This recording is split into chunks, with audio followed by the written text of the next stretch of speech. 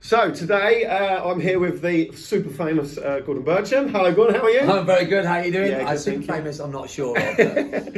So on today's Kickstart Your Confidence podcast, I've got a few questions for you. I've been up here for the day, learning and hopefully improving myself.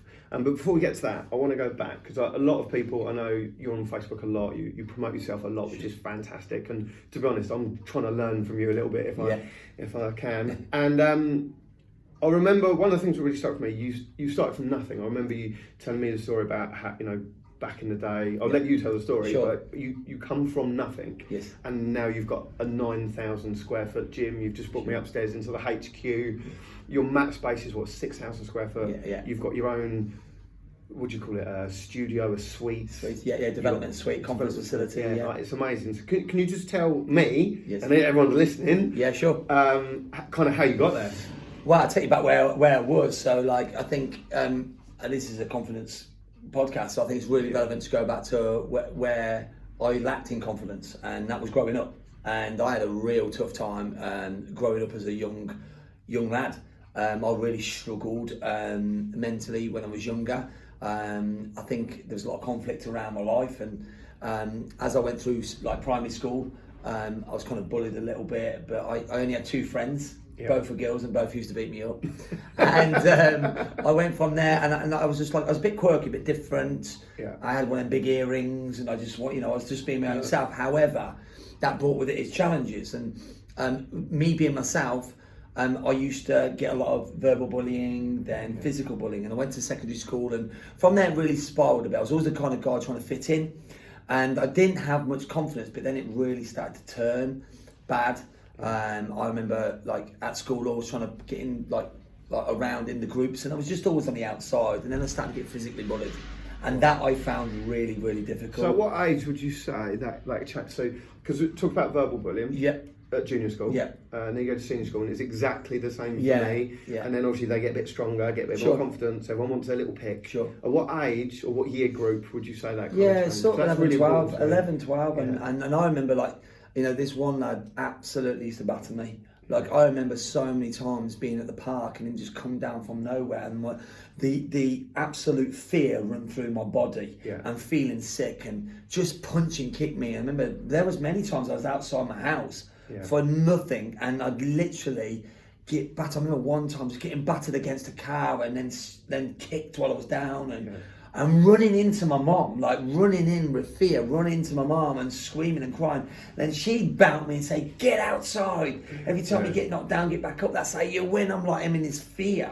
So it went on like that, and I'd be riding home from school and walking from school, and there'd be people in a bus, double-decker bus. I remember one guy, I think his name was Callum, I didn't really know him that well, looking in the bus, looking outside the window in the bus as I'm walking past, going, "I'm gonna fucking kill you." I'm thinking, what's this all about? And I was consumed by conflict, and I had so much fear. And I remember riding home from school so many times, ride home, throwing my bike into the hedge and running from school, and just put a video on at the time. If any of the listeners know what a video is, you may not, but it was a video, and I'd look for the longest video, and I'd sit there trembling. The reason I'd look for the longest video was so that it would go dark by the time it finished, so that my mom wouldn't say, "Where are you going?" Because I was so scared. "Why are you not going outside?" I was so scared, I can't explain the fear. And that, I held that for a long time, and I went through being a young lad and really not loving myself, liking myself. I hated my name. I hated who I was. I literally had zero self-worth, and my confidence was shot. And it was like that for a long time. I started martial arts when I was 16, 17. I remember... So quite late. Yeah, late. Yeah, absolutely. I remember my hippie friend coming to the door, and he's like a big hippie and a big beard and big long hair, and he's like, "Hey man, I've just started kickboxing. You want to come?" I'm like, "Are you insane? I'm fearful anyway, and you want me to go there?" I get punched and kicked every day. Why do I want to go there? Yeah, why do I want to go there? I remember it, and he said, "Well, come along." And I went there, and I had so much fear going. I went to the first class. Okay, I went to the second class, and I remember I was in this cycle. I'd go, and I hated it. And I remember I started driving, and I'd literally drive to it was a school then, and drive back and then back, telling myself you can't, and go backwards and forwards, saying yes you can, no you can't. End up outside the dojo crying Wow. Before I went in, wipe my eyes and walk in. I remember go in there, do my stuff, then go out. That was fear of like getting hit. And then I started sparring and hated it and cried. And, this is a man at 17, 18 years of age. And I'd hide things. People would see the tears and say, no, I was caught in the eye. I'd hide a lot of things. And my mum didn't know about it. No one knew the absolute fear in me. And I remember going to my first tournament and I remember standing on the mats and I didn't know what a tournament was. And my instructor said, yeah, we're going. And I swear, it'd be like school on the way home. No, I'm in this tournament and it's like supposed to be a beginner section. And all of a sudden I get my pads and I go on the mat and all of a sudden I look up and there's Bruce Lee in front of me and Jackie Chan all in one. This guy was a purple belt and he was doing, I swear he levitated when he was kicking. I was like, he's beginner section, he clearly was cheating. I remember going on and I remember fighting and I remember I got knocked down every point but on the floor and it felt just like I was being bullied again. Yeah. Bang, bang, bang. And I remember getting up with tears in my eyes, throwing my gloves away, going, you know what, I'm finished, I ain't doing this again. It was on a Sunday and I went back on the Monday. And it was like that for the fear, the pain, I went through the struggle. And I went on to keep competing, but I never believed in myself. And I was one of them where I'd win this is me, it's mental, I'd win a tournament, and regional tournament, nothing big, right? Yeah. But I would make excuses of why I won. It was because you had a good day, you must have ate something well, you had a good draw, lucky draw, the people in front of you weren't very good. Yeah. It was all of that, not because I'd won, it was like you won because of, it was fluke. Not because you were good. Not because I was good. And I went on for that for such a long time, and I went through so many emotions, and I was then taught by a guy called Alfie Lewis who took me under his wing. Yeah. Who's reasonably well known. Yeah. Fairly good. Yeah, he's pretty. And he always said something to me that I never did, and he used to have a belief in me I'd be a world champion. I was like, this guy's lying to me. Honestly, that's what I thought, right? Okay. And then other people believed me, but honestly, I had no belief. It was all luck. And I'd mess tournaments up and I wouldn't win, then I'd win and I wouldn't, and it was up and down. I was so erratic. Yeah. And I remember as part of that process, and I'll tell a bit of a story later about coaches and where it's helped me, but in 2012 I won the British title in Manchester and fought really well, but again I was a fluky, that's what I was saying in my head. And I remember getting and then an invite onto the England team then to go and fight in Canada. And I remember training for it really hard, 2-3 times a day, for 6 weeks. And I remember getting on the plane with the England team. And I remember on the plane, and I remember this thing, before I got on the plane, you go through the tunnel, don't you, to go on the plane. And I remember I'm reading this paper and I'm looking up and I'm saying to myself, what the hell are you doing here? You do not deserve to be here. You are going to go there. If you can just survive, it'd be good. So we get to the tournament and it's one of the biggest tournaments at the time. It was brilliant. It was a really wow, there's loads of tournaments in there, but there was some creme de la creme fighters there. Yeah. I thought, this is big, and then I got to the first rounds and I beat the first guy, this Irish guy. I was like, wow, okay, I was lucky. Then I fought another guy, German. Then I fought a Canadian. Wow. Then I fought a big American, and I beat them all. Yeah. And I remember thinking, how lucky are you? I'm still doing this, right? Keep flicking that coin, right? So I remember in the lobby then, I got to the finals, right? So I'm in the lobby the night before the finals and I'm stretching out. And bear in mind, I got a hip problem, real severe hip. I would be up constantly with the hip, the pain was like someone stabbing me.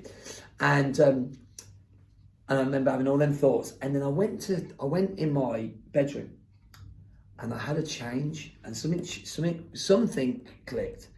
For things to change, you've got to change. Yeah. You're going for the finals tomorrow. How about thinking differently? And I basically visualised. And I get goosebumps now talking about it. I visualised how that fight would go. I not just visualised the fight, I visualised how I felt. Yeah. How calm I was, how in control I was, how much faith I had in myself, the belief, the confidence. And I went to bed and it just recited in my mind.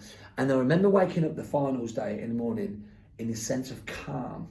And I woke up and I remember I folded everything and I put everything away perfectly.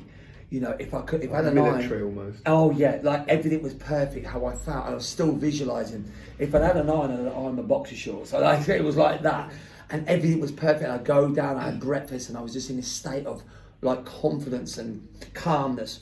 And went to warm up there, and everything, I was stretching, I was feeling, I feel amazing, just going through that motion. I get onto the mat. Now bear in mind that I'm 35, I should be in the 35s and overs, but I'm in the young division. Yeah. And I've got an 18-year-old who is winning everything, and he is hungry and he is fit, and I'm looking and he wants me. And I remember going in the first round, and bang, bang, firing these shots. And I remember Alfie dragging me after the first round, sit me down, and as I'm like, and he went, look, and I'm about 4 or 5 points up. He went, you're winning. Look, you did that. You got another round. And then I goes, but I'm going to fuck it up. It's all going to go to pot. I ain't going to be good enough. And I went, no, stay on point.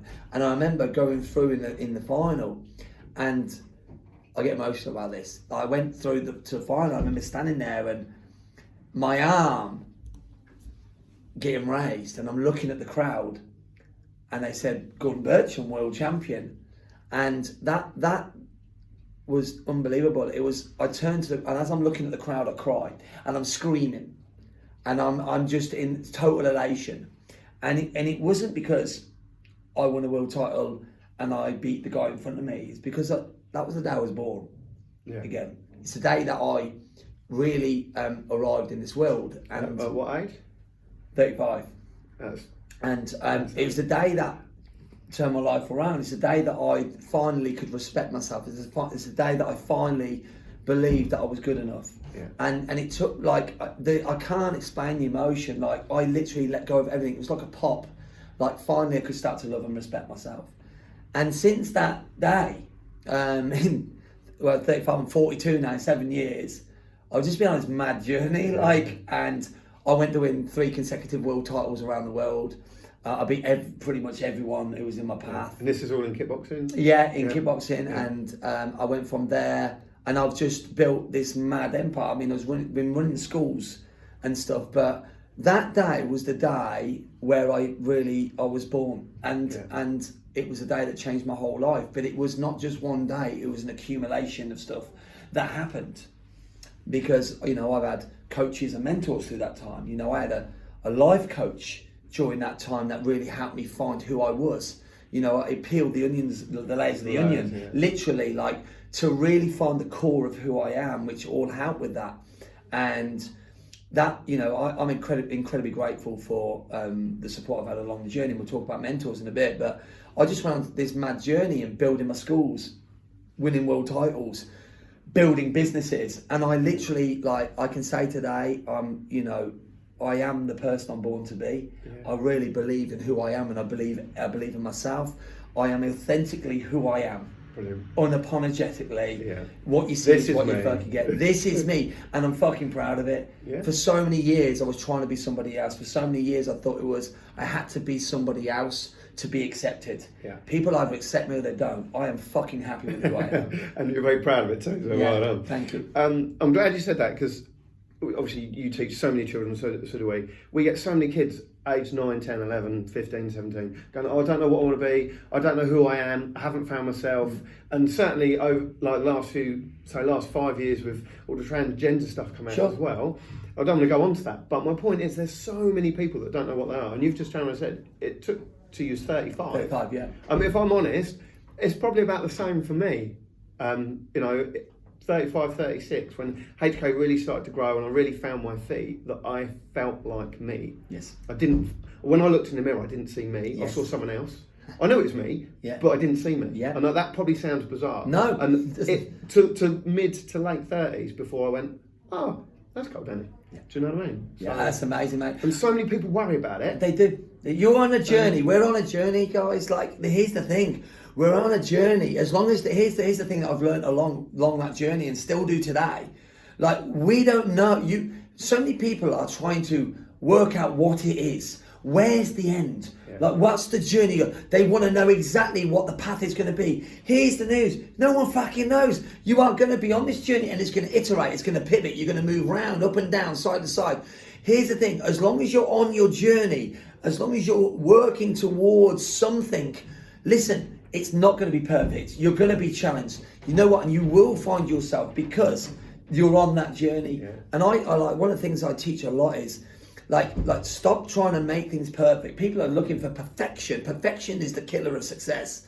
Everyone wants to know what it looks like. You know what? Just get up every day. As long as you're breathing, as long as you're smiling, it's going to be a fucking phenomenal day. You don't need anything else. Yeah. And everyone needs this perfection in their lives, and they want to stay safe.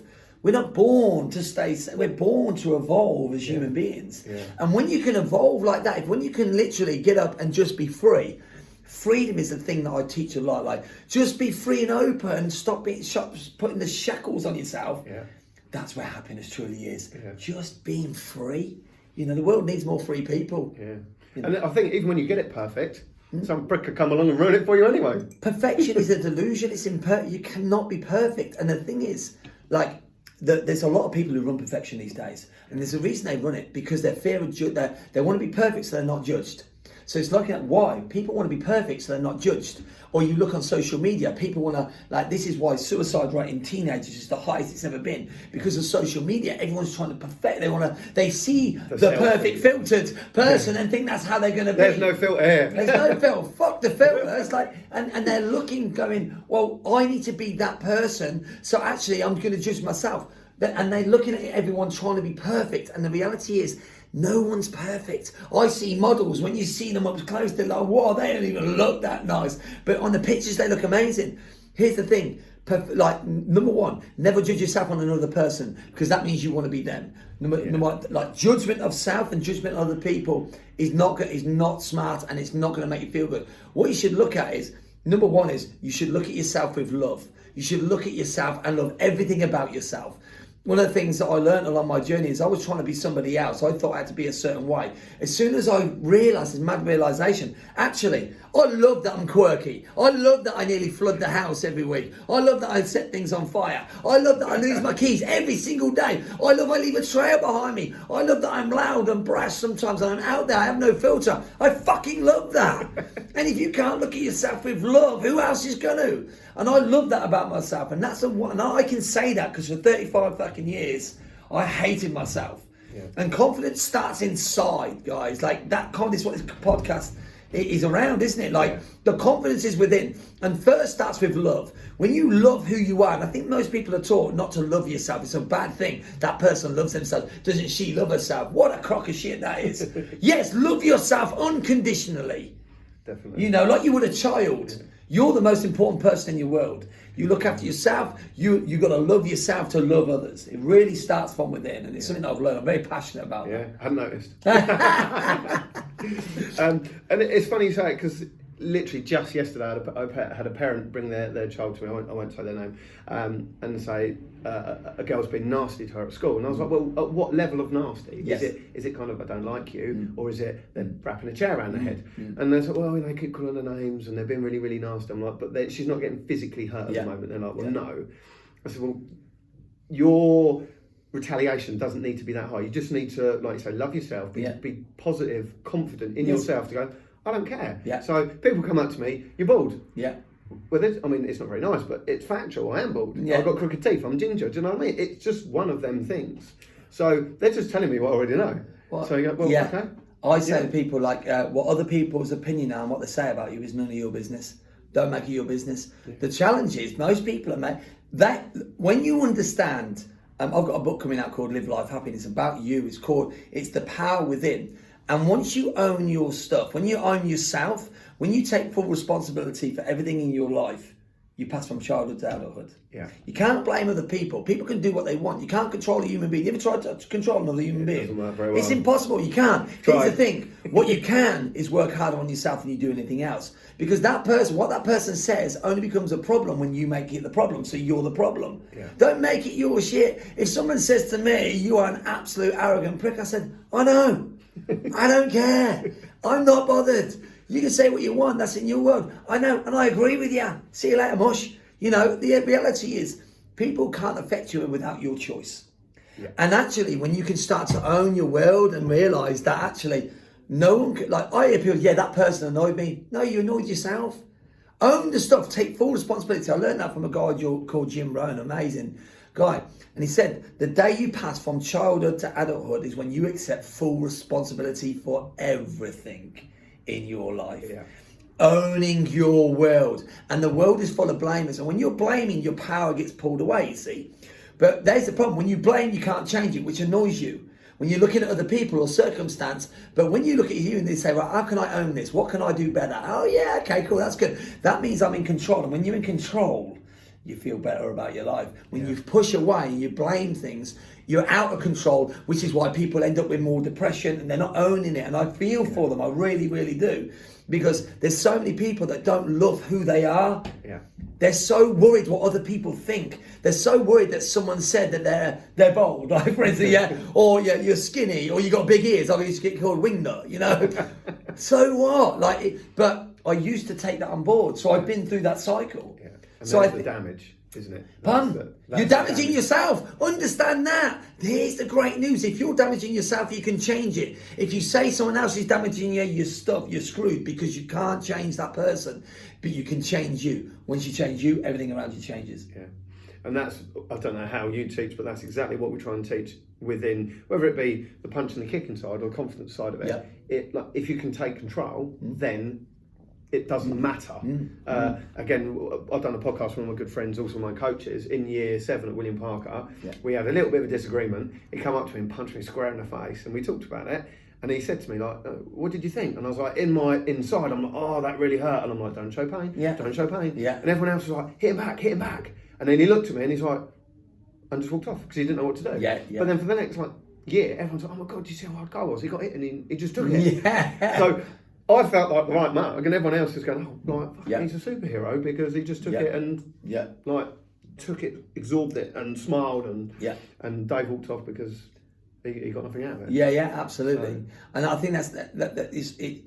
Life is funny. We're all floating around in life in this bubble, and and our bubble is our world, and everyone's got their own world, and other people's opinions are in their world, not yours. And actually, I believe, once you understand this, it's life transforming. When you can not have judgment of others yourself, you won't get judged as much. So, for instance, and that obviously builds confidence, yeah. So if you look at everybody else and look in their model of the world with no judgment and empathy, you start to you build a lot more friendships, yeah, and you end up looking at the world differently and understanding it's just their world. Yeah. I'm not gonna allow their world to affect mine. It's one of the biggest learns I've had. My coach taught me that. Respect people's model of the world. Wow. That's fundamentally one of the biggest things I ever learned was respect other people's model of the world. Imagine this, Carl. Imagine that everyone respected other people's model of the world without any judgment. What world would it be? Yeah. What a world. And what a world of people would be way more confident because they wouldn't fear the judgment. They then start, instead of looking out here, they look internally to say, as long as I need to make sure I'm okay. And that person's okay. I just think the world would be a much better place. Yeah, definitely. Let's hope for that. Well, no, yeah, it'd be a phenomenal time. But then that's why I think the gym is such a great place, because generally you are around like-minded people. Yeah. So, people do have the empathy and respect. Yes. People bow to each other, they say us, they bow when they come in the room, they shake hands, they'll kick each other in the face and then say, good shot. Yeah, and then cuddle each other at the end. Yeah, it's just, it really is a better place to be, I think. And absolutely. That's why martial arts, I feel, should just be in everyone's life. Martial arts is massively important. It changed my life. Yeah. Without martial arts, I don't know where I would have been. It got me through the darkest times and the struggle. And I think, I've got a story which I'll probably share with you now. People see the success that I have now with the dojo. Yeah. They see it with the businesses that I've got. I've got 2 big multi-6-figure businesses, and I've just unleashing a 3rd business, which is going to be pretty big. And people look at that and I've won world titles and they think, wow, that's amazing. But they don't see the struggles. My business, like in 2000, I remember 11 years ago, I remember waking up with probably the hardest thing I've ever had to do was to look at my wife in the house we'd had for 10 years and tell her, we got to get out of it. We've just lost our house. And take your kids and take your kid and your wife, go to the bank and the bank laugh at you. And the bank manager laughing at me because I needed to put another £200 on the overdraft so I didn't go over the overdraft. And he looked at me and laughed. He said, you'll be bankrupt in a month. I remember walking out there with like the bullying, being kicked down. I remember the thought process. Like, I'd been in martial arts for a while, obviously, and I remember being bullied. I remember my mom. One of the biggest, probably, people have had an impact on me is what my mom did to me when I was bullied, where she'd hit me and go, "Get back out. Every time you get knocked down, you get back up. That's how you win." And I remember going from that bank manager, and I remember saying, "Fuck you." Like, he looked at me and laughed. And I remember I went from there, but we had to move out of our house, and we went to the cheapest 3-bedroom house, had to rent it quickly, and it stunk. And it had hot carpet I hated, and it was just horrible. I didn't like it at all. It's a horrible environment. And I'm autistic, so I have a real, I'm very touchy-feely, and I'm very in tune with my feelings, and I hated it. And then I'm wrapped around, papers everywhere, finance problems, go to the bank every single day to put £2 or £3 in the bank so it didn't go over the overdraft. £25 a week to live on for food, pasta with tomato sauce, and we'd melt cheese on it so it tasted nice. This is what we live like. And it's like, and then I ended up with self-worth issues because I wasn't providing for my family. Then I started drinking, heavily, and I was in a real mess. But I had to get through that, and I was like, well, what am I doing? I was going to lose my centre. And I had to get a business. I got someone reached out to me, and I got they said I can do some coaching, and because I didn't know about this business stuff, I was running a martial arts school, I ain't got a clue. Yeah, she was instructing, but not. Oh, what was your course? Listen, like most people, that's a great idea. I had no idea. That's why I went bankrupt. I nearly went bankrupt, and I lost my house because of that. So I was like, this guy says, I can help you with your business. I said, brilliant, sounds amazing. We can help you build your business.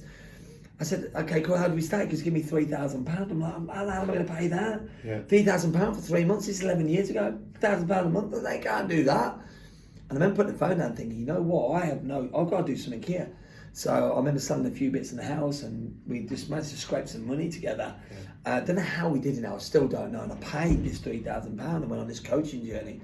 And I remember him saying, what do you want? And I said, we were doing like £2,800 a month. And that was turnover. And that was for the gym and our wages. My wife was pregnant. So we had nothing. We were over and over, that's why we were just absolutely brassic. He said, what do you want? I said, £10,000 a month would be amazing. He said, well, we could do that in 18 months. I reckon with a good push, you could do that.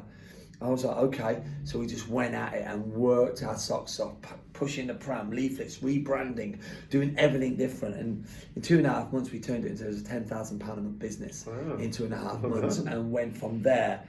And that, I remember doing that thinking, oh my goodness. I know the importance of education. I truly believe, guys, wherever you are, here's the great news.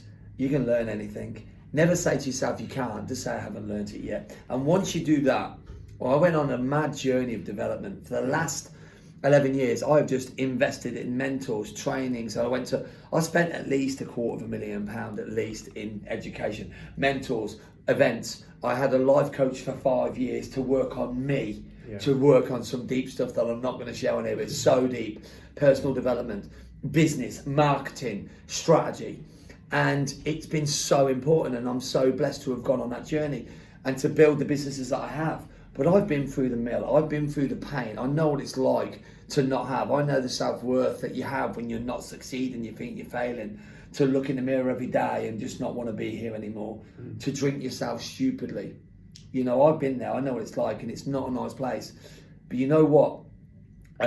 I think the martial arts helped me get through that. I think the coaching helped me get through that, and I know the discipline side of it. Absolutely, I could have gone down.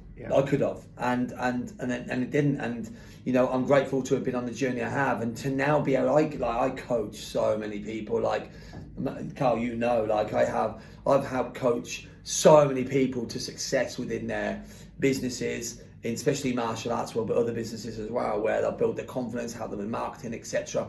And I know why that is, because I've been on the journey, I've been down there, and I can help people. And one of the biggest things for me is to help people really find themselves. Because without doubt, I think that time when I was 35, when I won the world title, the day that turned my life around, the importance of confidence in yourself, the importance of self-love, the importance of really truly loving who you are is massive for me. And it's one of the things I'm really passionate about doing now, is helping people really find their true potential and helping them live a life with love and happiness every day. Yeah, that's good. And I say I watch you on Facebook. No, there's the odd days that I've done with you so far. I kind of see you doing that, and you can see kind of the echo within the people around the room, and you can, like I say, you're pushing them and saying, "Come on, let's go." Yes. And it does take that. You know, we all need it. Everyone at my gym will go, "Oh my God, Cole, you're 100% all the time." Like, no matter how bad the day is, you can walk through the doors and it's just like, bing, right, I'm 100%. You turn up a 10 out of 10. Yeah, man, 10 out of 10. That's what it's all about, isn't it? I always say, live this life. Who wants a good life? So if you're listening in here, guys, do you want a good life? So you say, yeah. Do you want a very good life? Yeah. Okay. Do you want an excellent life? I say, yeah. Stuff that. We throw that away. We want a fucking outstanding life. Yeah. Every single day, step up every day and choose to live an outstanding day. Not life, day. Yeah. Because here's the thing, like when you can, like every day is a gift. Every day is a blessing. Every day, like I wake up every single morning so grateful that I'm breathing. So grateful that I'm here. So grateful that I've got another journey to go on, another day. So grateful that the trees are blowing. So grateful for the sunshine. Grateful that I have the opportunity. Horses in the back garden. Horse in the back garden, yeah. And I'm just so grateful for living. Yeah. And that is something that I've taught myself. And when you can live like with gratitude, no matter what the challenges, like the challenges in your life, people put them as a problem. Like most people's problem is they think they shouldn't have one. That's their problem. They think they shouldn't have a challenge. Their challenge is they don't think they should have a challenge. Challenges are there to help you grow. Challenges will make you become better. So every challenge, everything that comes in is your greatest gift. And when you can look at that and go, do you know what? I'm not going to make this a problem. I'm going to look at every challenge as my greatest gift. I'm going to look at every person that challenges me as my greatest gift, rather than, oh yeah, they do my head in. No, they're teaching you something. What can you learn? How can you grow from that?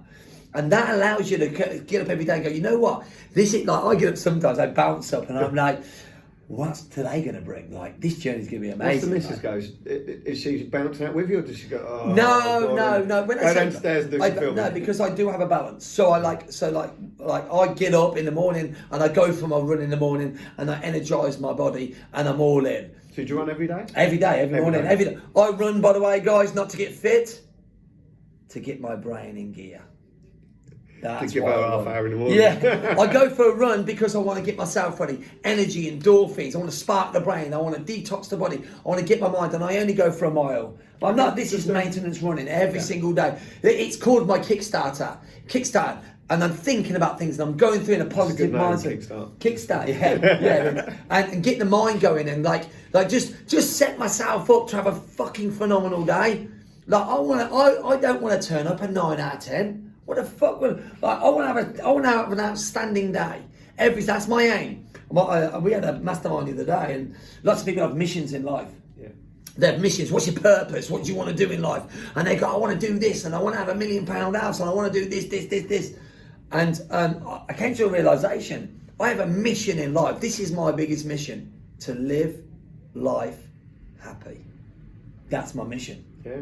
And if I can live life happy, I can help more people. Because if I'm happy in myself, I want to help more people. I want to live life happy and help as many people as I can. Because if I'm helping people, I'm living. I believe. Serving and growing. I believe living is giving. That's what I believe. So, and getting up every single day, being a 10 out of 10. Like realising that actually today is the gift, I'm here. And realising one of the things that I learned along the journey is, if you wake up with gratitude, be happy with what you've got while in pursuit of what you want. That's an amazing quote, and it's one I live by every single day. Most people are like, I'll be happy when I get to there. I'll be happy when I have the car. I'll be happy when. What? Your gift is now. You don't even know if you're going to get there yet. And the reality is, the place that you want to go and get, the thing that you want, the car, you get the car becomes obsolete in 6 months. You want the next car, you want the next thing. Don't know what he's doing. Yeah. I bought a car and 3 weeks later changed it. Of course, but people live a life of when I get to, I'll be happy when, etc. No, that's the delusion. Happiness is the gift, is the present. And like the journey is where you spend the most time to get to a destination.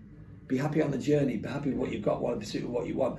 And that is where what I try and educate people on. Yeah. Like the now, the present, the gift. Not the future. absolutely go for it, but be happy on that journey. It's really important. When you're doing that as well, Yeah. so obviously you'll have a goal, an end goal result, Yeah. where you want to get to, but you live in the journey. Yeah. At the end of that journey, there's going to be another journey, isn't there? Always. So you're always going, well, I want to go there, but as you're halfway there, you're going, well, actually, Yeah, I'm going to go there. I'll Great. go there instead. Great. I'll But get there. guess what? I'm fucking loving the process.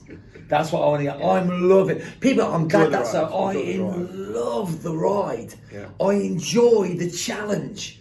I go, wow. Like when some big challenges come in, I had a £43,000 tax bill. That was a challenge. Wow. Especially when you know the accountant mucked it up, and it comes through, and you're like that because you've not got your eye on the board, and you go, "This is a good challenge." And you know what? It helped me grow, helped me become better, because I had to say more things, and I had to be more creative, and does that make? That's all it did. And so, right, okay, step up, come on. This is going to see how good you are. Yeah. You know, bit like being bullied. You know, every time you get knocked down, you get back up. Same process. Yeah. I wanted to say this earlier, but you've just reminded me. Being bullied, getting hit down, get back up, and you said you used to go home and watch the video, go back a little bit till it got dark. Because again, for me, like your parents would go, "Well, come home when it gets dark." So you're thinking, "Well, finish school. There's still like 4 hours of sunlight. I can't go outside for 4 hours. I'm going to get murdered." Yeah. Even back then. Yeah. I had a parent the other day wouldn't let his son out to play because it was too cold. It was 9 degrees. Yeah. And I do think the world is changing, has changed, is going to continue to change. And we call it the snowflake era. Yeah. Obviously, there is a balance, but at the same point, I do wonder. Like people say, "Oh, my son's been bullied, my daughter's been bullied." Well, what's wrong? Well, and we had literally probably a month ago. "Oh, call me a poo-poo head." It's not quite bullying, is it?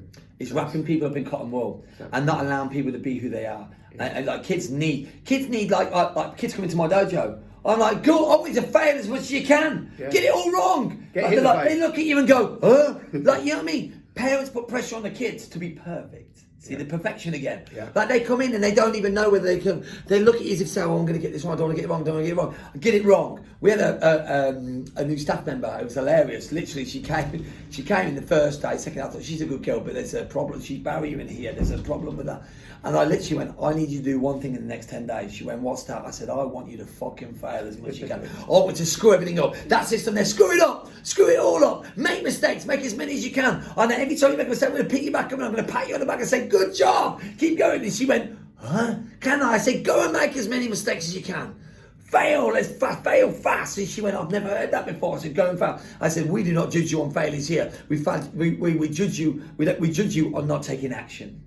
And when you fear failure, you don't take action. Go and..." She literally has been an absolute powerhouse since she's been here. She put in like 69 prospects in a week. You know, she just literally went and taken over. She was absolutely phenomenal. And she's like, she feels free. The shackles are off. And that's the same with kids. Yeah. Go and fail, man. We say that we've got the failure club in there. Fail, fail, fail. Get it wrong, get it wrong. Yes, you're one step closer. And by the way, you need to allow yourself to fail. You need to be nicer to yourself and kinder to yourself. This confidence side of things is about like pressure that people put on themselves. Then it ends up that people are like their self-worth is diminished by themselves. Yeah. Well, they're pushing themselves down through, "I can't fail." You need to fail. Yeah. Failure is the ally of success. Yeah. I've failed that many times. People look at people who are successful and they go, "Oh, it's all right for them. They've just decided to fail more times." Be okay with it. In fact, embrace it. Say, "I want to make as many." I always say to my kids in there, I allow myself 20 failures a day. If I get to 21, I get a bit annoyed, but 20 is all right. And they start laughing. Yeah. It's a different philosophy. Yeah. You know, and I think parents need to have that with their kids. And people in general, stop trying to be perfect. Yeah. This perfection world is screwing people's heads. Yeah. Be happy to be different, that you haven't got your mate. Some of these young, beautiful women make themselves ugly by putting makeup on. Yeah. They put that much on and they're like, "What's that?" And I think, wow, like you are, like, stop trying to be a plastic. Like the reality is, you're beautiful. You should be able to look at yourself in the mirror, completely naked, and go, "What a phenomenal human being! I'm so proud to be who you are." And that, you know, when people say, "Well, what personal development?" That's personal development. Yeah. Be looking at yourself every day and say, "I'm so happy with who you are." That constant reminder. And you know, I have a saying that said, the most important story you will ever read is the one you read in your mind. The one you tell yourself every day is the one that you need to practice. Yeah. See, people are so good. They're actually world champions, at knocking themselves down. They're world champions at pushing themselves down and being judgmental with themselves. How about being a world champion fan? How about being your biggest fan? How about being the person that always picks you up? How about being the person that's going to lift you higher than no one else can lift you higher? How about looking at yourself every day and saying, fucking, I just love who you are? And people say, can you do that? Damn right you can. Yeah. I think it's insane that people are okay with people knocking themselves down. They go and cuddle them. Yeah. How about you say that is phenomenal that you can lift yourself up? I'm so proud that you are so confident in yourself. Yeah. That's what I believe. Yeah. Why do we learn? Why do we fall over? Yeah. And pick ourselves back up. Absolutely. We've got to learn to love who we are. Definitely. Oh. That's, again, I can't believe. So with our grading syllabus, it's exactly that. We done our grading results last night. So we grade them on a Saturday, Yep. but we don't actually tell them till the following Thursday. Yep. And then we do like a big Lovely. ceremony. And I don't know how you do your grading, but we grade them, and we don't just give them pass or fail. We give them like an A to D. Yeah. So we go like, got an A in punching, B in blocking, and that Yeah, kind of thing. yeah. Got an overall grade. We failed a few of them, and then it's obviously the parents. Oh, they found this right, but they're the ones that are going to learn the most. 1,000,000%. They're the ones that are going to learn, because they're going to go home. They're going to have a little cry, Yeah. and then they're going to pick themselves back up, and then they're going to be back in the gym the next Yeah. week, hopefully, and Yeah. they're going to give 110%. Carl, Because- we sing off the same hymn sheet here. You do not learn via winning. No, it's all I want. You Just- learn through failures. That's your gift. And then if it's your gift, that should be the thing you want to do. Yeah. It's like mad, isn't it? It's like, okay, I'm so pleased I failed today. I'm so pleased. It's so right. I love it. We're on And cue. that's kind of, I'm assuming, probably fairly similar here as well. Massively. Yeah. Massively important. We celebrate failure. Yeah. And it's good to do that as well. Yeah. Rather than going, oh, you failed, see you later. That is amazing. Well done to you. You're one step closer. What? You're nearly there now. What do you mean? Yeah, that's amazing. You got it wrong. I love it. And then I had another girl, she got an A minus, and she was like, oh, I'm really gutted I got an A minus. Yeah.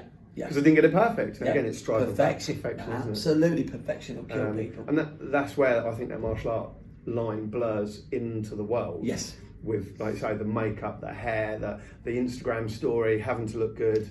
It took me 4 hours to do my makeup. Look what I've done. Yeah. Well, yeah. you've just wasted 4 hours, right? I believe there's a massive importance for people to do martial arts. I believe every child needs to do martial arts. This world we live in now, and I'm not saying it because I'm a martial artist, or you are, Carl, but honestly, there is no other activity that will change a child's life like martial arts. Not one. No.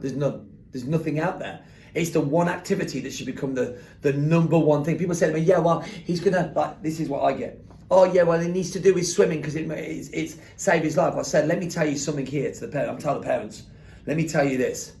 He's more likely to die from taking drugs or getting beat up and all of the peer pressures around life than he is drowning. You put martial arts at the top of the pile.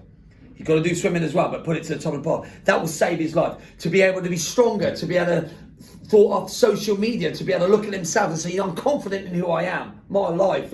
I'm sorry, that you need more of that than you do to learn how to swim. And I'm not saying don't put your kids into swimming, but my life, people just don't understand it. And I think that the world needs educating in the importance of martial arts in this world right now. Definitely, and it's definitely getting worse. And are you seeing a big change throughout your school? I mean, again, you've got a massive school here, but even in the last 2 years, 5 years for me, I've seen a huge change in human beings, huge change in parents. And any parents here, I urge you, and I'm straight up, guys, listen. You think I'm quite honest? Listen to this, man. Listen, right, if you're a parent, you are not designed, you're not in their life to do that makes them happy. You're in their life to guide them to do the things you know is right for them. Because if you leave a child to do what's right for what they want to do, they'll fucking sit there, play the PlayStation and sit in watching the TV all the time.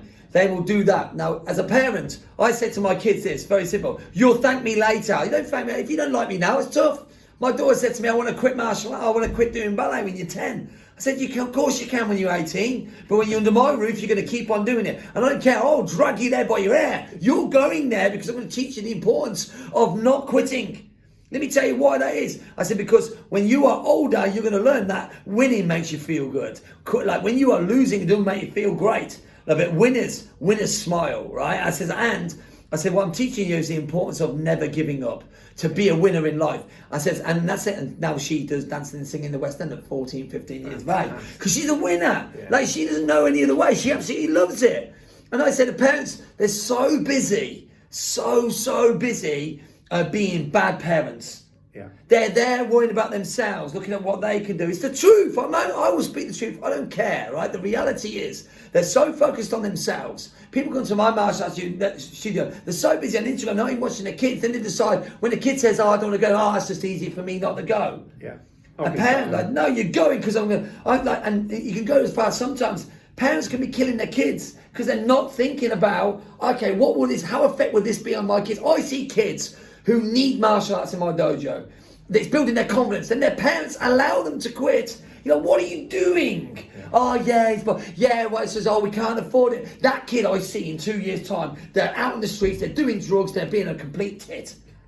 It's the truth, right? How many of you seen, Carl? Like, you see them, and it's like, that's the parents' fault. Yeah. Because they're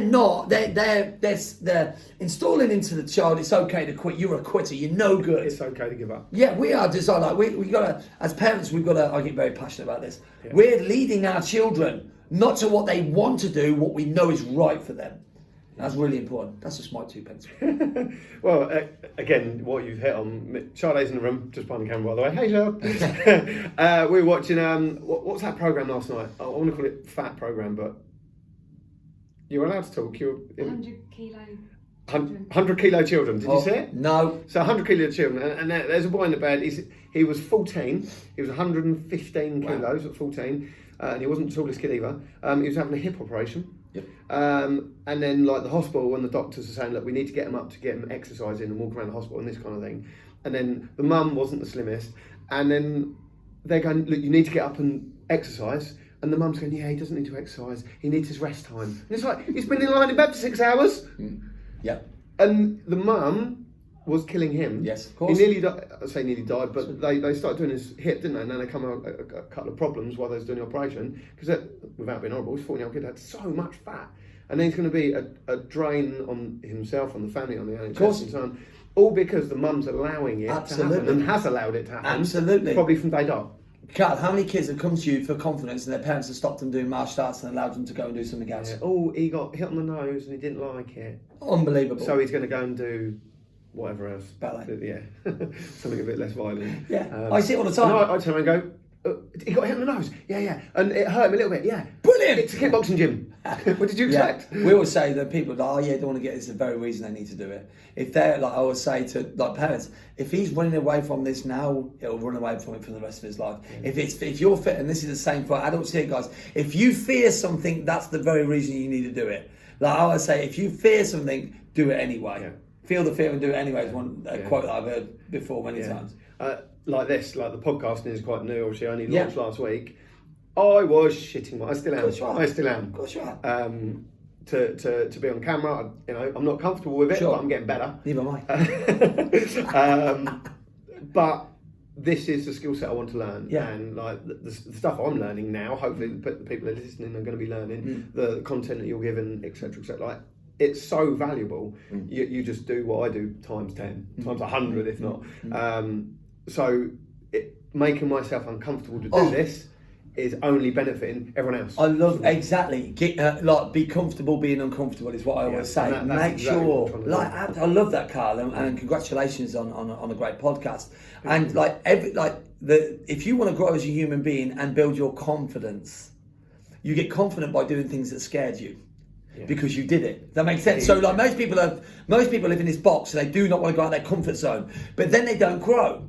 You see, and when they're not growing, you're dying. So you're either growing or you're dying. Yep. That's it. So if you're not growing, that's why the world, look at the world, walk around a town centre and look at people who look like they're fucking dying. Their face, they walk around like the living dead. Yeah. They walk around, their faces, the drain of and their life is being sucked out of them because they're not living. They're not. We grow through challenge. You are alive when you challenge. People don't like it, but it's when we're alive. But how many times have you grown when you've had to really step up and be a human being and get through something really tough? So why not do that every single day and say, well, I feel the fear, I'm going to do it anyway. You know what? I'm jumping in and let's just see how it goes. Yeah. And when you do that, you go, God, it wasn't that bad. You've done it with this here. Yeah. We've got this podcast, you're doing this, so I'm on this podcast now. You'll do more and more, then you'll go and elevate, and you'll end up coaching people and helping people. And you go, wow, all because I stepped. And if you're fearful of stepping, guys, right? I promise you, it's not the journey that's the problem, it's the first step. We are all just babies. A baby learns to walk from its first step. Every time you have a challenge, just remind yourself you're just a child. I only have to take the first step and everything else will take care of itself. It just starts. I have a metaphor in life. Every time I'm challenged, I just imagine myself at the edge of that cold pool. When I dip my toe in and it's a bit cold, jump in it. You warm up quickly, and I think that's one thing people need to do. Literally, close your eyes with faith and just jump in. And this is what you'll learn. You'll learn you're an incredible human being. Human beings are so powerful. They are so creative. They are so amazing. They can do the most unbelievable things if you're on the journey. Most people never give themselves a chance because they never take the first step. Yeah. I literally heard this last week. You've probably heard it. The Wireless Samurai.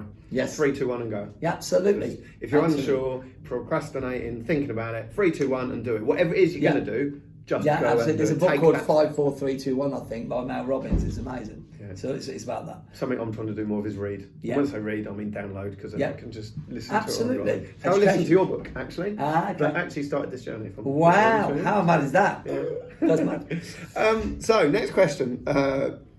How do you have so much? We know you have so much, and we've seen it for the last 50 minutes. Do you ever burn out? Yes. Because again, absolutely. people And, go, oh my god, mental. I have a lot of people, like if you follow me on social media, I have a lot of people who think I'm superhuman. I'm not superhuman, and I create balance. So they see me and they're like, oh my life, he's just out there, he's insane. Like, because that's my personality. However, I've burnt out many times. Because I'm a big giver, like you give my energy, and I've had to learn this on my journey. Right? I'm a huge giver. Anyone knows I just love to give. Now there's a challenge with that as well, because then you've got nothing for yourself. So what I have to create now, like I've delivered for 3 days solid now. I've done masterminds. Yeah, I've done Thursday, Wednesday, and now today. Yeah. Now what happens today? I'll go in my incubator. I go, all right. So I'll go and I'll literally decompression chamber. That's what I call it. I'm not in it, but that's what I create. Yeah. So I'll go home and I'll switch off. I'll lie on the sofa. I'll give myself time. 2 weeks ago, I literally burnt myself out more than I've ever burnt myself out. You may have seen it on social media, I'm not sure. I did. I had a very, very, very low point, and I've not had that ever. I think it was an accumulation of my dad dying, catching up with me, and I hadn't given myself enough time to heal. But what happened was, I realised I was really low, like really low. I was like, whoa, this is verging here really bad. Yeah. And I realised what I'd done, I hadn't given me, so I slept and slept and slept and slept and slept and slept, and then I got me energy back, and then I just jumped up and I'm back. Bit like recharging. I had to recharge, so now I do sleep. Now I make sure I'm managing my sleep. I sleep 8 hours a night. People don't realise it. People don't realise, they're like, he bounces around, but I've learned a strategy to go, I've got a break, I'm going to sleep. Sleeping gives me more energy. Yeah. So lots of people, that you need a yin and a yang. So the reason I'm energized more, number one, is because I make sure that I look after myself. By the way, I am so abstract. Like I will have times where I have the fuck it days, and I just go, right, I'm going out and I do the things that I want. I don't care. And by the way, I don't care about the consequences. I'm looking after me. Yeah, I'm looking after me, so I'll go to fucking Nando's because I love it, right? So I'll go to Nando's, which I love to. I'll do anything. Sometimes I'll just go, fuck it, pajama day I'm in. See where I'm giving to me. Yeah. So you've got to have that balance. That's really important.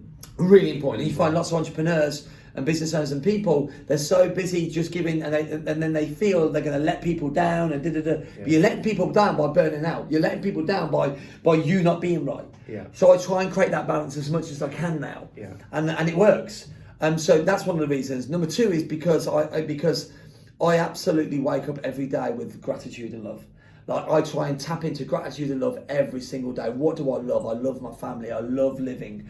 And I constantly work on that, regardless of the challenge. That gives you energy. Love gives you energy.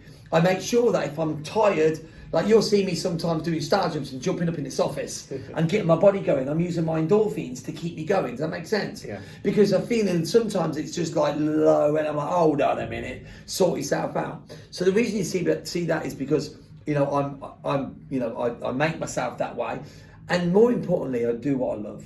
Yeah. I honestly, one of the things I learned over the last few years, Rob Moore was one of the big influences on me, as you know. Yeah, well, I was signed up to his podcast he's company, amazing. so, and he's another person I want to sit down and go, how? He's amazing. Like, Wow. I wrote my book with Rob. Yeah. I sat down and wrote my book with Was that Rob. on the book writing course? Yeah, in Because I'm meant to go on that this year. Centre Parks. Yeah. We sat there. I sat next to Rob every single day. What a phenomenal human being! And that guy is a machine, like absolute machine. And we were there for 10 days, and it was amazing. But I do what I love. And one of the things I learned from his book Life Leverage was about leveraging through others, which means that I can do what I want. Now, and I literally every day I do what I want. Anything I don't like, I outsource. If I don't want to clean, I can outsource the cleaning. I literally, because seriously, you can't do that. I even battle my wife sometimes. You can't have someone go and clean up the dog shit. Why can I not? Why can I not pay someone to do that? I don't want to do it. Does that make sense? Yeah, it sounds crazy, but why would you want to do something you don't want to do? Because all that does is it saps your energy. Yeah. So I'm unapologetically me. I do what I want when I want to, and I do the things I love. I focus on loving and giving because that's what I want to do, and it makes me feel much better. And I just focus on being the best version of me every single day. That's why I have so much energy. Mm-hmm. But I also create balance. Yeah. And would you say you do that daily? Yes. Hourly? Daily. Weekly? Daily. Yeah, Daily. every day. Daily. If I've had a real I'm all in, I make sure that I have me time. I'll get away. I'll get away from the kids. I'll go and have me time. I kind of meditate and I'm just away and just give in to me a little bit. You know, that's really important. A bit of self-gratitude. Always. And then you'll be better to serve them again. That's why I do it. Do you find it a challenge? How many staff have you got, roughly? 10. 10. Easy to work with? Hard to work with? Hardest thing you'll ever do. Yeah. Would You say run a that's business, probably one of hardest the thing big you stresses? ever, the hardest thing you'll ever do is have staff. Staff are the hardest and most rewarding. Yeah. I've been through a massive challenge with staff, but you know what? I like having people, staff around you, create freedom and opportunity for them. It's so empowering and so challenging at times, which is why I have a manager. So I don't have to deal with human beings in that way. Yeah. I'm the influencer, I'm the inspirer, I'm the one who comes in and I lift people. That's my job. Yeah. But I don't have to deal with the challenge, the little challenge. Like, I don't want to hire and fire people because I just love everyone and they just stay forever. Otherwise you wouldn't say Yeah. they're ruining your business. Yeah, but I like him. I've been Let's there. Matt Carlin, I could write a book on it, on stuff, absolutely. So I have them people in place, and my world is surrounded by people who love what they do. Yeah. Oh, that's cool. Because that's something that I've struggled with. Last year it was me. It wasn't the Cole show at HKA, but I was the one on the front desk in the gym, ordering all the stock, and then Sade was like, "You're burning out." Yeah. I'm like, "Well, I need a reception." And Sade come on, and we've got a few other Christina's come on, and bits and pieces. Jenny was coaching for me a lot. Yeah. But I was like, I was coaching, and she was coaching with me, and this is when we spoke about splitting my timetable, which was the first time I come here. And then we wrote down the new timetable, which was even bigger. We added like another 4 classes a week on top of our busy schedule anyway. And me and Jenny both sat down and went, we can't do that. Yeah. We can't both do that. And I went, fuck it. You do the tops and the beginners. Yeah. Or beginners, intermediates. And then I'll take on the advanced and the adults. Brilliant. Just literally draw a line. Amazing. And obviously there's some people that didn't like the new timetable. Of course it is. Change will change. And that was really scary for me, wasn't it? We spent a good month. How much better do you feel now? Oh, so much better. Absolutely. Because now I've taken a few more staff, and again, do have the odd staff issue here and there, like this You will morning. do. One of them was late, and I'm getting a text message going, "They ain't turned up." Oh my god! You'll go through that, and you'll go through different stages of stuff as well. I've been through them. Yeah, I'm still going on now. But that's helped me now because obviously they've been running the gym all day today. The classes are just about to start now. Amazing. And we'll start Rugby having a little chat. chewing the fat, and I know that I've got a wicked set of staff in. Yeah. Receptionist, That's amazing. head coach, 2 instructors, and Feels good, doesn't it? Yeah, it's really Real nice, business. really nice. But like I say, there is that stress side of it. Of course there is. And that's what I've tried to learn better this year, is to not allow it to consume me. Absolutely. Understand it's their model of the world, and Yeah. understand they're just a human being. What do they want? What do they need? And the bigger it gets, the more stress. Absolutely. That's when you begin. A manager can deal with HR side and Yeah. stuff like that. Yeah, I'm not there yet. No, Not there but you yet. will be. Yeah. Well, fingers crossed. You Yeah. never know. Mentors. So we've talked about you've touched on mentors. Yeah. We've talked about Rob Moore and a few other people. have you had many mentors? Is that right? Like, Yeah. You know, 'cause this is. I have 3 at the moment. There'll be a lot of people. Yeah. And I see it when we go to Expert Empire. People talk about mentors Yes. and should I have one? Which one should I have? Yes. Can you explain to the people that are listening and myself? Just a little bit about your mentors and how they've helped. They fast tracked everything. They've allowed me and put me in positions I never thought I would be in. They've been there to support and guide. They've created opportunity. They've shortcutted the road to where I am right now. God goodness me, if I go back to the early days of mentoring, well, number one is I had a mentor that helped me literally transform my whole life, like from $2.5 grand to 10,000 a month. Yeah, that was massive. Then my life coach, which I'm so indebted to. I had a coach. She coached me every week for 5 years. And was that psychological life coaching? Oh yeah, NLP life coaching, working deep stuff. Where my biggest challenges are how I perceive the world, how I perceive myself, all of that stuff. If I had to pick one thing, it would have been that I would have it over anything else. Would it? Yeah, life coach. But having the right, everyone's a life coach now, by the way. Yeah. That's what you say. Yeah. I'm on about a real one. Her name is Julia Papworth. Reach out to her. She's an amazing human being. What's her name? Sorry, Julia Papworth. Julia She Papworth. is a special lady on every level. Julia Papworth, yeah. And so I've had mentors, and I continue to have mentors because they give. You still have some now? Oh yeah. Well, I'm still mentored and spend money on masterminds and mentorships and coaches. Yeah, all the time. I never will be without a mentor in something. So it's like, here's how I look at it. What do I need to do right now? So that thing that I'm challenged with, who's the best at it? Who's good at it? Right, I want to go to that mentor right now to learn from them. I guess no different to our training. Yeah. People come to learn kickboxing. You're a mentor, you're an instructor, you're a coach. They're learning from you. Absolutely. It's no different, is the it? most important thing, without that, I wouldn't be where I am today without a mentor. Yeah. I wouldn't be the person I am without. I wouldn't have found myself, guaranteed, but if I didn't have a coach. Be a different path. No, and I would have been on a different path, and I shudder to think where I would have been. Yeah. I'll be honest. Yeah, absolutely. Cool. So important. If you're thinking about mentors, I guess there's your answer. Because people ask me as well. Absolutely. I won't even think I would do, because they number one, they pay you back multiple times what you're paying out. Yeah. So important. Yeah. Well, today is going to be my first test because I've signed up to the course today, and then therefore you'll be my mentor. Yes, absolutely. So can't wait. We'll be revisiting this, I think, in a year's time. Absolutely. Hopefully, thanking you lots. Mate, love it. Haters' advice. We all know 99% of it is bollocks or jealousy. Yeah. I get a lot of trolling. You get a lot of trolling? Yeah. How do you deal with it? Fuck them. Well, there you go. I have here's the thing. Literally, people say, well, you should take it on board. Fuck off. Why do I want to take on board what someone says to me and then let it consume my mind and say, well, I should look at that and analyse what they're saying? They don't know me, they don't live with me, they don't understand me. So when you're on social media, when you put yourself out there like you are now, Carly, you're going to get more and more of them, right? Yeah. Here's the reality. They're judging you in their world. So you know what? I feel for them, but in my mind, I'd give it the V's. I'm like, that. Go and screw yourself, right? I am not interested in what you've got to say to me. I tell you what I listen to. I listen to my wife. I listen to my children who are with me every single day. They can have a judgment or an opinion that I will listen to. Someone on social media, haters, I get them all the time. I'm loud, I'm brash. If you don't like me, fuck off my social media. I'll blank you. Unfollow me, get rid of it. And I know I sound brash, guys, when I'm saying this, but the reason I'm passionate about this, I did an episode on this. I got on because with the Caroline Flack thing and all that sort of thing, the problem is she bless her, what a wonderful lady. Yeah. She absorbed her that much. She listened to what the papers were saying. It must be difficult, by the way. It must have been really hard for her. But imagine her having the opposite. Fuck you, I love who I am. You don't know me. Go and screw yourself. I am not going to listen to anything you say. Yeah, that person said this. I'm in the papers. Yeah, screw me. Look how beautiful I am and love who I am. You have to someone's opinion is none of my business.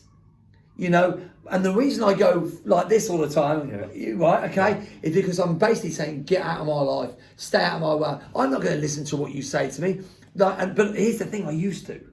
Yeah. I used to be scared what people thought about me. I used to be scared. I'm so fearful how people judge me. If you don't like me, go and do one. Get out of my life. If you want to be in my social media, get out of my life. If you don't like me, you're not a friend anyway. So why would I worry about that? How did you learn that? It's something that is, I think, it's about self-love. Yeah. That's what it is. Loving who I am and accepting myself from who I was. I truly believe that, Carl. when I started to really accept who I was, why would I be worried what anyone thought about me? Does that make sense? Yeah, perfect. Massively important. It's you. So it's like, I love me for who I am. So if someone says to me, "You are an arrogant prick," I said, "I know." Does that make sense? So how can you deal with that? Like, Yeah, they're like, oh. And I hear people say you should listen to your trolls and your critics. Fuck off. They don't know who I am. Yeah. I will listen to my wife, and I will listen to the people who are close to me.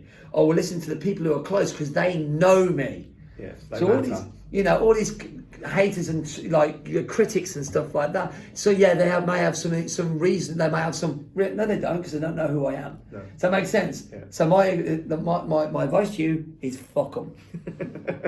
Fair enough. Fair enough. Would you ever?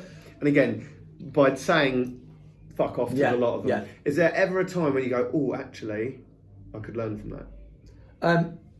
Yes. There must be. Yeah. Sometimes I go fuck up, and then I'll analyse it, and I'll go, "Yeah, I could love that." Nice one. Actually, in my world, does that make sense? But I've sometimes gone, screw you, because let's be honest, are the trolls and critics and haters doing it out of love?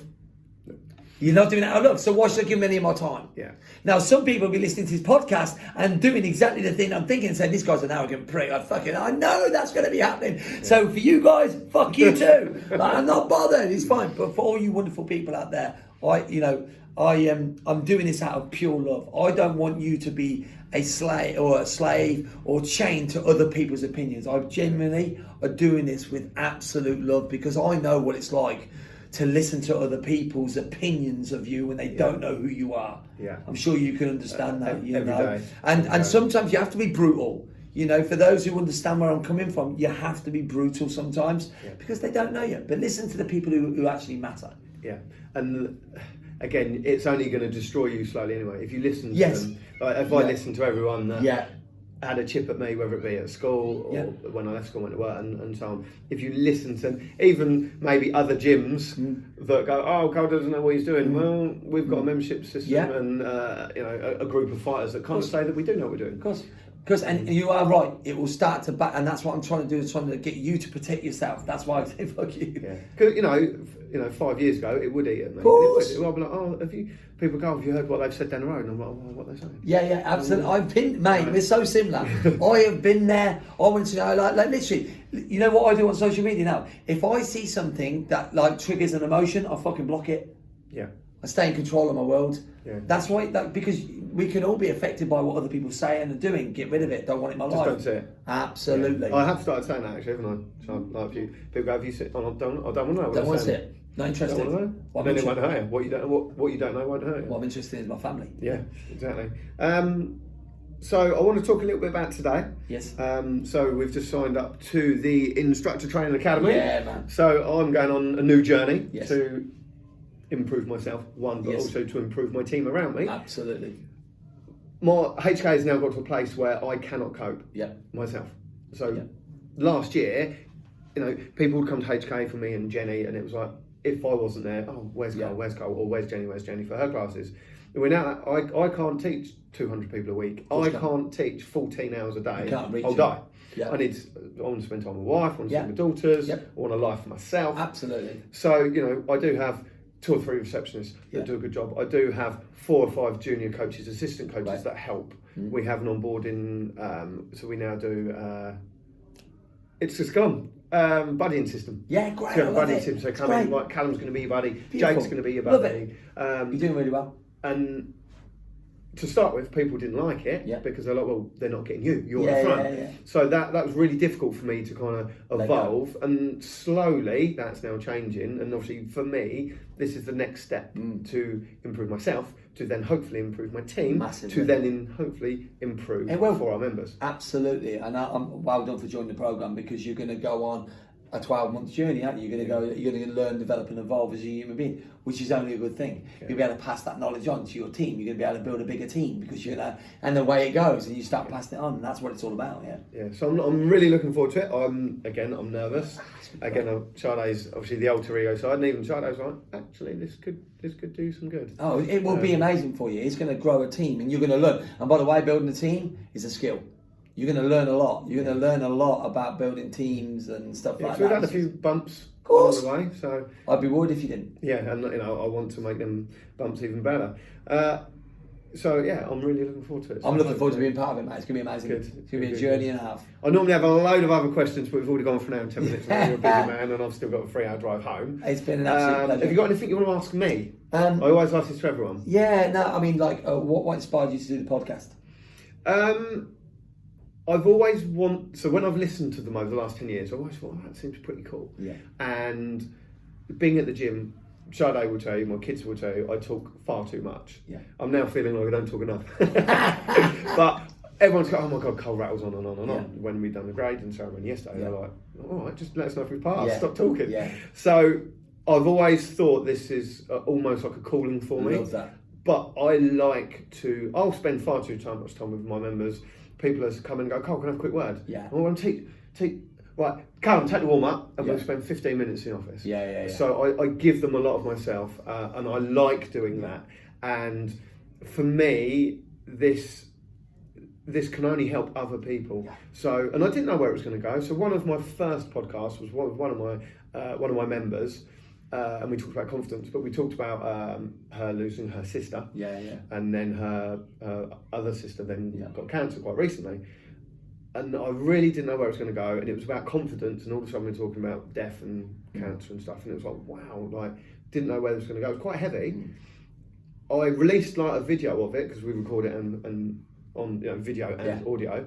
That week, I had 5 people come up to me and go, I've just listened to that podcast, oh my God, I was in tears, I cried, I tried to commit suicide last year, my brother tried, and I was like, to start with, it was really difficult because I had 5 people giving me some really heavy stuff. Yeah. But once I managed to get through that, I'm like, this is where it's got to go. Amazing. And so many people said this has helped. It's amazing. So obviously the podcasts are free. You can subscribe and download them for free. Yeah. But if they help people, absolutely, then I'm all for it. I mean, it's therapy for me, if I'm honest. Yeah, of course. You know I'm the same with my podcast. The same. I'm exactly the same. I know what it's like. It's therapy, and it's good to do. Yeah. And you reach people, mate. Like your podcast will reach a lot of people. Yeah. I have people. I honestly have people because mine's the Martial Arts Business Podcast, and literally I have people I don't even know. We have it all the time now. Someone who said that he literally was on the brink in Canada of closing his school down, right, and giving everything up and just not closing his school, not taking it on as a career. Yeah. He was in depression, and Ned told me he spoke to him on the phone. He'd been listening to my podcast and opened a full-time facility. He's got 58 members in it from my podcast. Wow. And I don't even know this guy. That is mental, isn't That's it? So powerful. I have people listening in Australia, Canada, America. I've got a guy who thinks I'm a superhero, which I'm not. But you see what I mean? Because podcasts branch out. So you're going to help. And we're very similar. I want to create a ripple effect around the world of positivity. Yeah. So, And again, if everyone's more positive, it just makes the world better. Of course. You open up a door and say, after you. Absolutely. Thank you very much. It just amazing. Yeah, positive breeds positive, definitely. Amazing. So, thank you so much. I think we'll finish it up there. Any advice for anyone just before we go, apart from fuck you? Yeah. Listen, remember, you're the most important person in your world. Take care of yourself. Definitely. Make sure you love yourself every single day. Look in that mirror, smile big, and remember how truly beautiful and special you are on this planet. And people don't do this enough. They don't look at themselves and think, wow. They don't look at themselves with gratitude and love. And I truly believe that internal love is what most people are missing. The love for themselves. Love yourself unconditionally so you can go and love the world. Yeah, perfect. Right, thank you so much. Thank you guys for listening or watching. This is the Kickstart Confidence. I hope this helped you grow. I hope this has helped some people. Thank you so much, brother. Pleasure, my friend. Take care. You thought I was mental? Listen to this, man. See you soon. Take care.